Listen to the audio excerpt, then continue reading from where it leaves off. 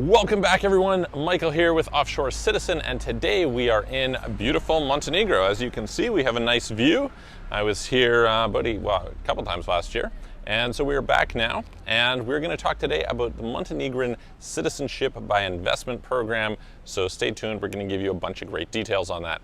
Before we get started, click the subscribe button, click the notification bell. Hopefully you liked the video, and then you can click the like button at the end as well. And if you've got any questions, you can write them in the comments later on. All right, let's dive in. So, Montenegro has been able to have unofficial citizenship by investment for quite some time. It's kind of the nature of Montenegro, but more or less that's very difficult now. And I think it was about a year ago, they introduced an official citizenship by investment program. The last time that I was here, they had only one property. It was in the north of the country, and when they announced it, basically the way that this program in Montenegro works is you can purchase real estate, okay, plus make a donation / some fees, and then you can get citizenship. All right, sounds sort of okay on the surface, but then we have to dive in a little bit into what it is that you're getting. So back then when I was here last year, so basically the rule is if property is in the north of the country where people are less likely to build, you need to invest 250,000 euros, plus you need to pay 100,000 euros in fees, so you're in it for 350,000 euros, and of course you own sort of an asset, depending, we're going to talk about that in a second. On the seaside, where I am right now, obviously you can see, beautiful coastline. The projects there, you have to invest 450,000 as opposed to 250,000, and again, still 100,000 euros. In terms of extra fees. Okay, so you basically got a quasi donation and investment portion.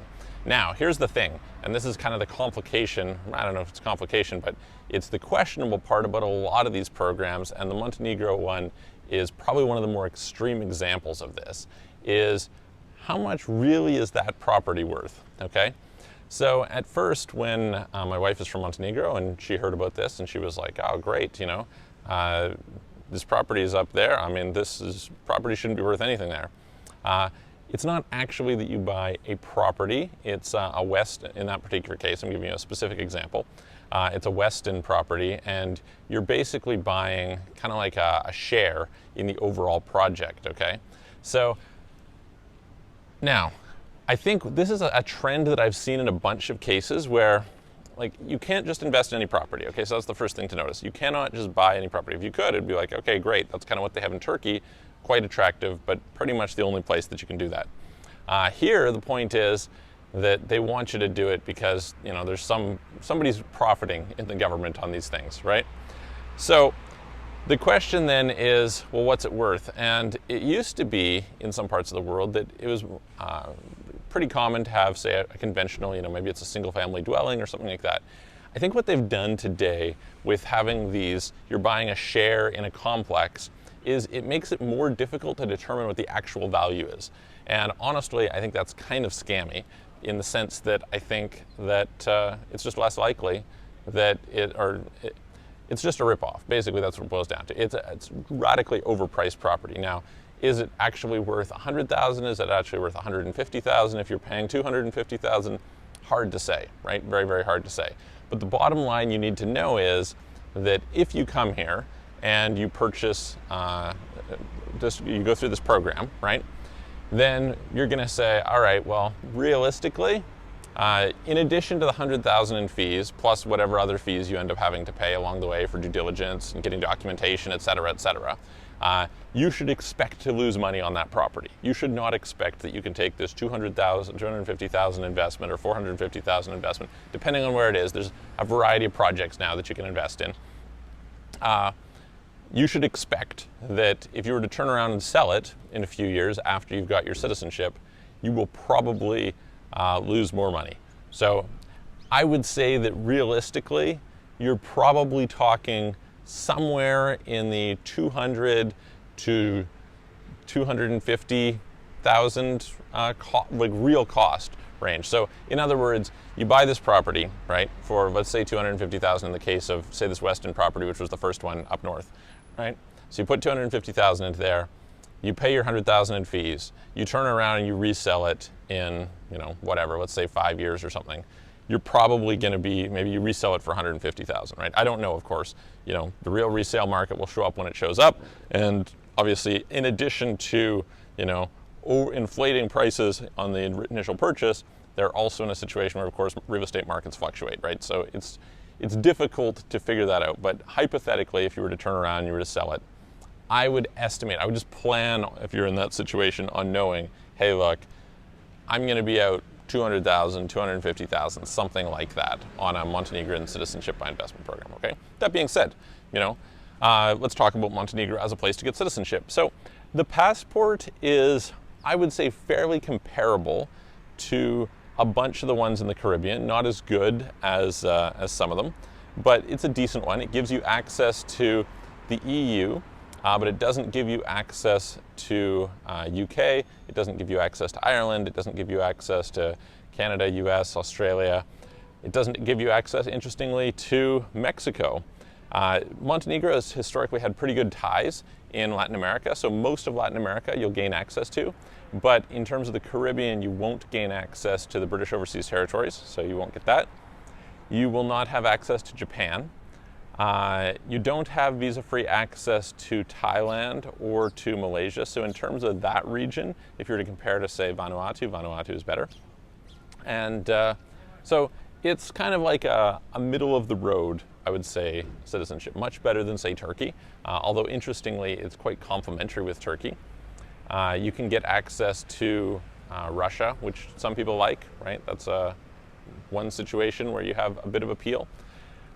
And, you have reasonable access through, like as an example, you can go visa-free to Turkey, you can go visa-free now to UAE. You couldn't as of about 3 years ago or something like that, but they just introduced it fairly recently. So it's decent for travel, not great, not terrible. Now, in terms of one of the differences, I think, with Montenegro as compared with a lot of these programs is you may actually want to come and live here part of the year. So although a bunch of these programs, the countries that they're in, places like Vanuatu, places like Nevis, etc., Nevis and St. Kitts, are low or no tax or things like this, you really probably wouldn't want to live there, right? Some of these Caribbean islands, at least I personally would not want to. If I was to choose between I can live in Montenegro or I can live in some Caribbean island, as much as the tropical paradise of the Caribbean island, or Vanuatu in the South Pacific sounds good, for me, there's just nothing going on there. They're just tiny, tiny places. It's fine to go and visit for a few weeks or a month, but to live, no. Montenegro is a place where you probably don't want to live all year round. Right now it's the summer. Actually, it's September, so decent, very nice weather still. I would say from like May through to October, Montenegro has beautiful weather and it's nice, etc. Then it gets quite rainy. And basically once the tourism season ends around the end of September, things kind of shut down. So whereas right now I'm in Herceg-Novi, this is kind of what you see for the view, and somebody may want to be here, or Tivat, or Kotor, or Budva, or places like this. During the winter, you probably do not. So in that case, you may want to be in Podgorica. Podgorica is, I think, not really a great city to live in during the summer. It doesn't really offer so much. But if you were going to be living in Montenegro, it would possibly make sense to do that. So anyway, I mean, the point is that you could come and live here. You could have straight up 9% tax, which is pretty good. You could live in a place that in a bunch of regards, it has substance to a greater extent than a lot of these, say, small Caribbean countries. The flying in and out is a little bit of a difficulty. I'm trying to fly out right now, and basically you usually have to get a connection somewhere, depending on where you're going. So you can fly out from Tivat, which is kind of across the way. You can fly, you can cross into Croatia to Dubrovnik, and you can fly from there, or you can go to Podgorica and you can fly from there. None of these are well-connected airports. So most of the time, depending on where you wanted to go, if you want to go to Germany or UK or something like that, okay, you can probably fly directly. But pretty much anywhere else, you're probably flying via some other center, okay? And so that's a little bit of a hassle, and often these are typically not the best flights in terms of costs, etc. The low-cost airlines aren't really present here. So you have some disadvantages in these sorts of regards, which is one of the reasons that I don't live here, is that it's not so well connected, and for me travel is important, although very limited right now during kind of this Corona time. So that's kind of, you may want to live just realizing that that's an issue. Now, some of the things that are kind of interesting here is that they are developing Montenegro quite a bit for tourism and for wealthy people. So in addition to the fact that, like I said, they have 9% tax and no CFC rules and things like this that are kind of appealing, they also are setting it up so that they have big marinas they're building for yachts, and they have no tax on the fuel. So that's helpful for attracting various different wealthy people who want to bring their yachts, say, from Croatia down to here. So along with that, they've been building big developments. They've got this one, again, kind of across the way and over top called Lustica Bay that a lot of people really like. It's kind of secluded and nice, although it's probably going to take a number of years before you get enough conveniences, etc., to, I think, be super attractive. Then there is Porto Novi and Porto Montenegro, who are just down there. So anyway, there's a lot of construction, a lot of development, and that may be quite interesting. So I'll do another video on investing in real estate here. Now let's talk about kind of the due diligence process.